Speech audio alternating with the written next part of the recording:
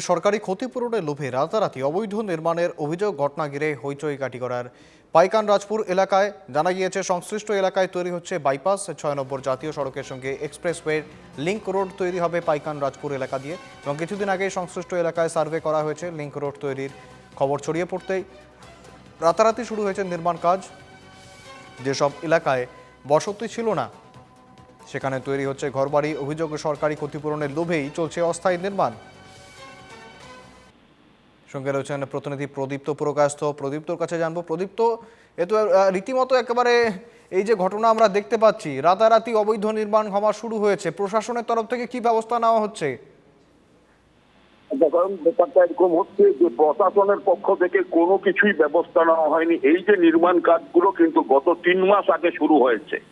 3 মাস আগে শুরু হয়েছে একদম জলাভূমি, যেখানে বৃষ্টির জল জমে প্রায় কোমর সমান উঁচু হয়ে যায়। সেখানে লোহার রড মাটিতে পুঁতে বড় বড় ঘর তৈরি করা হচ্ছে, বিল্ডিং তৈরি করা হচ্ছে। ব্যাপারটা হচ্ছে যে এক্সপ্রেস হাইওয়ে পাটগ্রাম বড়াপানি, যে এক্সপ্রেস হাইওয়ে প্রস্তাবিত, সেই পাটগ্রাম বড়াপানি এক্সপ্রেস হাইওয়ের কানেক্টিংটা হচ্ছে পশ্চিম কাঠিগড়ার রাজপুর দিয়ে এসে ওটা পাটগ্রাম যাবে।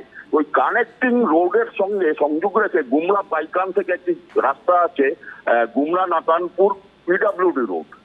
সেই গুমরা নাতানপুর পিডব্লিউডি রোডের পাইকান থেকে রাজপুর পর্যন্ত যে 2.5 কিলোমিটার, এইখানে দুপাশে কিছু মানুষ যাদের জমি আছে তারা অবৈধভাবে এই স্থাপন করে চলেছে আজ 3 মাস ধরে। কিন্তু প্রশাসন কোনো প্রশাসন, জেলা প্রশাসন অথবা সার্কেল প্রশাসন কিছুই করছে না।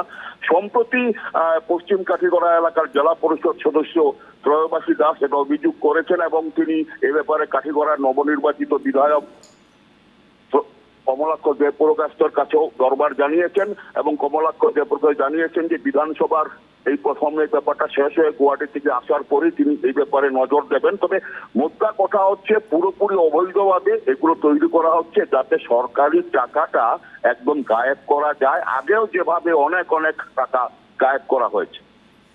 একেবারেই সেই অভিযোগের দিকে অবশ্যই কি ব্যবস্থা নেয় প্রশাসন সেদিকে অবশ্যই নজর থাকবে আমাদের। আপাতত ধন্যবাদ তোমায়